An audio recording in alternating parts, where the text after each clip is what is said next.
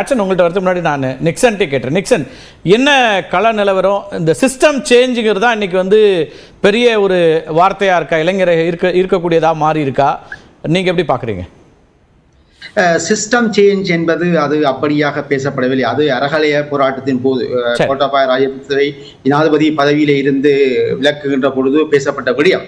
அவர் system change என்பதற்கு அங்கே இடமில்லை. இங்கே இலங்கையினுடைய இறமையைத்தான் பேசுகிறார்கள். இறமை என்பது அந்த ஒற்றியாட்சியை எப்படி கட்டமைப்பது என்பது தொடர்பாகத்தான்.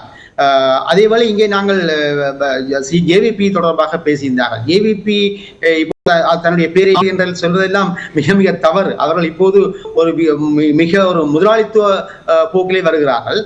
அவர்கள் பௌத்த மதத்தை முதன்மையாக்கலாம் பேசுகிறார்கள். சுதந்திர கட்சி, இந்த பழமைவாத கட்சிகள் பேசுகின்றதை போல அவர்கள் இந்த பௌத்த சமய முன்னுரிமையை பேசுகிறார்கள். அதில் வேடிக்கை என்னவென்று சொன்னால், அவர்கள் பிரச்சாரத்திலே சொல்லியிருந்தார் அனந்தகுமார் திசாநாயக்க, இந்த பௌத்த மதத்தை அரசியல் ஜாப்பிலே முதன்மைப்படுத்துவதற்கு தமிழ் முஸ்லிம் தலைவர்கள் எதிர்ப்பு இல்லை என்ற ஒரு வார்த்தையை சொல்லியிருந்தார்.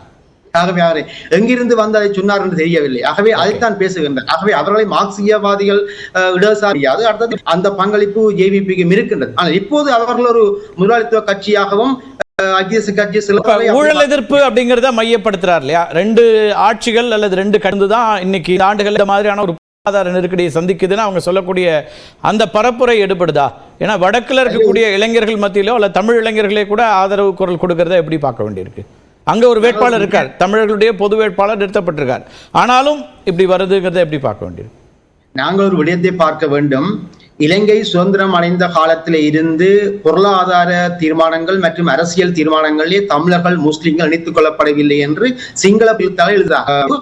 இந்த பொருளாதார ரீதியான திட்டங்கள் மற்றும் அரசியல் திட்டங்களிலே தமிழ் முஸ்லிம் மக்கள் சேர்த்துக் கொள்ளப்படாத நிலைமைதான் இன்றைய இந்த பொருளாதார நெருக்கடிக்கும் இந்த ஊழல் மோசடி வந்தமை கூட அதுதான் காரணம். போர் நடந்த காலத்திலே முஸ்லிம் நடந்தது, ஆனால் அந்த வேளையில மக்கள் அதை கண்டுகொள்ளவில்லை. என்றால் போர் நடந்தது, விடுதலை புலிகளை வெற்றி பெறுகின்றோம் என்ற கோஷங்களை எழுப்பியிருந்தார்கள்.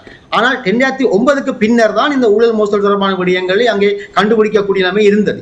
இப்போது அதை முன்னிலைப்படுத்துகிறார்கள். ஆனால் அனந்தகுமார் திசாநாயக்க அதை ஒழிப்பேன் என்று பேசினாலும் கூட ஆட்சிக்கு வந்தால் அது எவ்வளவு தூரம் ஒழிப்பார் என்பதில் கேள்வி. ஏனென்றால் கிட்டத்தட்ட அவரோட ஆதரவு தளம் கூடி இருக்கிறதா அப்படின்னா அதுக்கு என்ன காரணம்? ஏன்னா 3.16% வாக்குகளை மட்டுமே பெற்ற ஒருத்தர் 5 ஆண்டுகள்ல இன்னைக்கு மும்முனை போட்டியை ஏற்படுத்தக்கூடிய அளவுக்கு நம்ம முடிவுகள் இன்னும் சில மணி நேரங்களில் வந்துடும். முன்கூட்டியே நம்ம கணிக்கலனாலும் கூட இந்த போட்டிக்கு அவர் ஒரு காரணமா மாறி இருக்காருங்கிறத எல்லோருமே ஏற்றுக்கொள்கிறார்கள். அப்ப அது எங்க இருந்து வருது அந்த ஆதரவு தளம்?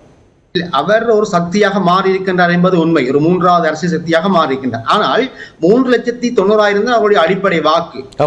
ஆகவே அப்படி ஒரு அடிப்படை வாக்கை வைத்திருக்கின்ற ஒருவர் திடீரென்று 50 லட்சம் வாக்களை பெறக்கூடிய நிலைமை இல்லை. இது ஒரு அலையாக பேசப்படுகின்றது. ஆனால் கணித அதாவது இந்த ஒபினியன் போல்ஸ்ல எல்லாம் அப்படியான ஒரு கருத்துக்கள் தானே வருது அங்க எடுக்கப்படக்கூடிய. இல்லை, அது பொதுவாக சமூக வலைத்தளங்களிலும் பொதுவாக பேசுகிறார்கள். ஆனால் சிங்கள மக்களுடைய உணர்வுகள் மற்றும் அவர்களுடைய தேவைகளை பொறுத்தவரையிலே இப்போதைக்கு பொருளாதார நெருக்கடிக்கான தீர்வு என்று பார்த்தால் அது ஐக்கிய உங்களை பொறுத்த வரைக்கும் இப்ப போட்டி யார் யாருக்கு இடையில இருக்குன்னு நினைக்கிறீங்க? அப்ப முக்கியமான தனியாக ரணில் விக்ரமசிங்க, சஜித் இந்த 2 பேருக்கு தான் போட்டி இருக்கின்றது. நிச்சயமாக அந்த 2 பேருக்கு தான் வருகின்றது. ஓகே, ரைட், பேசலாம். கிளாட்சன், நீங்க எப்படி பாக்குறீங்க? தொடர்ச்சியா அங்க இருக்கக்கூடிய மக்களோடு பயணிக்கக்கூடியவர், அவர்களுக்கான பணிகளையும் தொடர்ந்து செய்றீங்க. இப்போ இலங்கை தேர்தல் அப்படிங்கிறது எவ்வளவு முக்கியத்துவம் வாய்ந்தது அங்க இருக்கக்கூடிய மக்களுக்கு, அதே போல வெளியிலிருந்து பார்க்கக்கூடிய நமக்கும் ஜியோ பாலிடிக்ஸ்லையும்? எஸ், இப்போ புவியியல் அரசியலில் வந்து இது மிக மிக முக்கியமான ஒரு தேர்தலை நம்ம பார்க்க வேண்டியிருக்கு. இப்போ யார் பக்கம் வந்து ஓட்டுகள் வாக்குகள்னு பார்க்கும்போது ஏற்கனவே நிறைய பேர் அதை பற்றி பேசிட்டாங்க. இப்போ அனுராவினுடைய வளர்ச்சி அப்படிங்கிறத நம்ம பார்க்குறோம். ராஜபக்சேனுடைய வீழ்ச்சியும் அனுராவுடைய வளர்ச்சியும் நம்ம வந்து ஒப்பிட்டு பார்த்தோம் அப்படின்னா, ஒரு ரூரல் மாசஸ்க்கு இருக்கிற ஓட் வந்து 2 பக்கமாக பிரிஞ்சு போகுது. ஒன்று வந்து எஸ்ஜேபி போகுது சஜித் பிரேமதாசாவுக்கும், இன்னொரு பக்கம் அனுராவுக்கும் போகிறத நம்ம பார்க்குறோம். அதே சமயத்தில் கடந்த சில நாட்களில், அதாவது கடந்த ஒரு 3-4 நாட்களில் ஒரு மிகப்பெரிய மாற்றம் வந்து ரணில் பக்கம் வருது. இது எதனால் வருதுன்றதை சொல்கிறத விட, கொலம்போவில் இருக்கக்கூடிய பிஸ்னஸ் கம்யூனிட்டிஸ் அவங்க எப்படி பேசுகிறாங்கன்னா, இவர் வந்தார்னா இதுக்கு வந்து நாட்டுக்கு ஒரு ஸ்திரத்தன்மை இருக்கும், ஸ்டெபிலிட்டி இருக்கும். மற்ற பக்கங்கள் எல்லாத்தையும் கொஞ்சம் அனுசரித்து போகக்கூடியவர். ஓகே. 2.5 ஆண்டுகளில் கொஞ்சம் மாற்றத்தை கொண்டு வந்தவர். இவருக்கு இன்னொரு வாய்ப்பு கொடுத்தால் நல்லா இருக்கும்னு ஒரு பக்கமும், இன்னொரு பக்கம் அனுராவை பத்தி பேசுறவங்க ஒரு சிஸ்டம் சேஞ்ச் மாதிரி பேசுறதுக்கு காரணம் வந்து எப்படி பேசுறாங்கன்னா, அவர்களுடைய அணுகுமுறை ஒரு சீனாவில் ஏற்பட்ட அணுகுமுறை பற்றி இருக்கலாம். இது வரைக்கும் மக்கள் விரோத சக்திகள் யாராக இருந்தாலும் அவர்களை அழித்து விடுவோம் என்ற அளவுக்கு பேசுறாங்க. அந்த மாதிரி ஒரு பேச்சுகள் இருக்குது. அப்போ ஒரு பயமும் இருக்கு. ஒரு நம்பிக்கை எந்த அளவுக்கு இருக்கோ அதே அளவுக்கு ஒரு மிகப்பெரிய மாற்றத்தை இவங்க கொண்டு வருவாங்கன்ற அந்த பயமும் இருக்கு.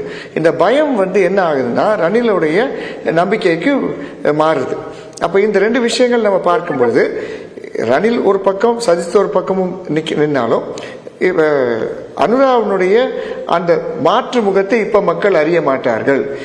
வென்றதுக்கு அப்புறம் ஜேவிபி என்னெல்லாம் பண்ணும் அப்படின்னு எங்களுக்கு தெரியும். என்பிபின்னு பேரை மாறிக்கே தவிர உள்ள வந்து அவங்க மாறுறதுக்கான வாய்ப்புகள் இல்லை அப்படின்னு பார்க்கறது இருக்கு. ஆனா இளைஞர்கள் மத்தியில ஒரு பெரிய வரவேற்பு இருக்கிறத நம்ம தொடர்ந்து பார்த்துக்கிட்டு இருக்கோம்.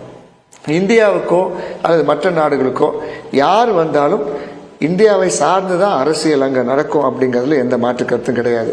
இந்தியா வந்து ஒரு நெருங்கிய நண்பர் மட்டுமில்ல, ஒரு உதவி புரியக்கூடிய நாடு அப்படிங்கிற நம்ம பார்க்கிறோம். அது சீனாவுக்கு அந்த இடத்த கொடுத்துட்டாங்க, இந்தியாவுக்கு இந்த இடத்த கொடுத்துட்டாங்கன்ற மாதிரி இந்த வாய்க்கா தகராறு இல்லாம யார் வந்து அங்க வந்தாலும் இந்தியாவினுடைய ஒரு உதவி இல்லாமல் அங்க ஆட்சி நடத்துறது என்பது முடியாத காரியம் அப்படிங்கிறது எல்லாம் தெரியும். அப்ப புவியியல் அரசியல் ரீதியா அமெரிக்காவும் பார்க்குது. அமெரிக்காவினுடைய பார்க்கும் பொழுது அறகலையா போராட்டத்தை நீங்க பார்க்கலாம். எப்படி நடந்தது? வெறும்னா மக்கள் புரட்சியின் மட்டும் இதை சொல்லி நம்ம ஓரம் தள்ளிட முடியாது. பல்வேறு அரசாங்கங்கள் புரட்சி ஆரம்பிச்சதுக்கு அப்புறம் நிறைய பேர் அதை பேக் பண்ணதை பார்க்கிறோம். அப்போ ரெஜிம் சேஞ்ச் அப்படின்னு நடக்கிறதுல இவங்க எல்லாம் வந்து கை தேர்ந்தவர்கள் நிறைய பண்ணியிருக்காங்க. இந்த மாதிரி அரசியல் மாற்றங்களை கொண்டு வந்திருக்காங்க.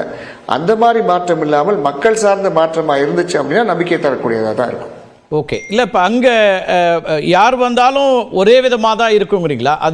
அதில் தான் திரு கோலாகலம் முரண்படுறாரு. அனுரா இருந்தால் இந்தியாவோடு ஒரு அரசியல் ரீதியான ஒரு உறவு அப்படிங்கிற ஒரு சிக்கல்கள் வந்து யாரா இருந்தாலும் இந்தியாவுக்கு எதிராக இப்ப ஏற்கனவே நமக்கு தெரியும், பிரேமதாசா வந்து நேரடியா இந்தியாவை எதிர்க்கல அப்படின்னாலும் ஐபிகேஎஃப் எல்டிடி கடன் சேர்த்து எலிமினேட் அந்த மாதிரி இருந்துச்சு. அதுக்கப்புறம் இந்தியாவோட கரங்க கொடுத்து நடந்தாங்க.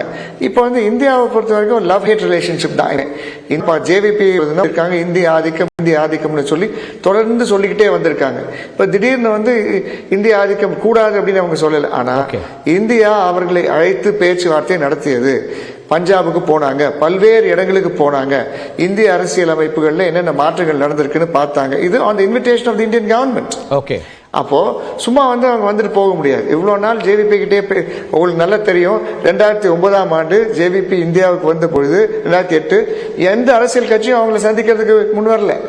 அப்ப ஆட்சியில் இருந்தவங்களும் சரி எதிர்கட்சிகளும் யாருமே அவங்களை சந்திக்கல. ஒரு சில சின்ன அரசியல் கட்சிகள் தான் அவங்களை சந்திச்சாங்க. அப்புறம் ஆனா இருந்தாலும் அப்போ வந்து அவங்க எதிர்கட்சியா இருந்தாங்க. ஓகே. அந்த நேரத்தில் சந்திக்காதவங்க இப்போ இந்த பவருக்கு வராங்க, இந்த அளவுக்கு வந்து அவங்களுக்கு ஆதரவு வரும்னு சொல்லி இந்திய அரசாங்கத்துக்கு நல்லா தெரியும்.